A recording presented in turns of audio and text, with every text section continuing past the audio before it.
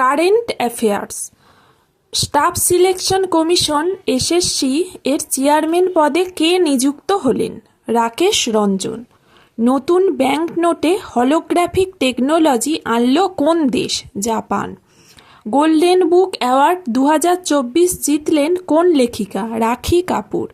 AI management সিস্টেমের জন্য বিশ্বে প্রথম ISO 42001-2023 সার্টিফিকেট পেল কোন কোম্পানি? ইনফোসিস। মহিলাদের বিরুদ্ধে হিংসার মোকাবিলা করতে প্রথম আইন গ্রহণ করলেন কোন সংস্থা? European union.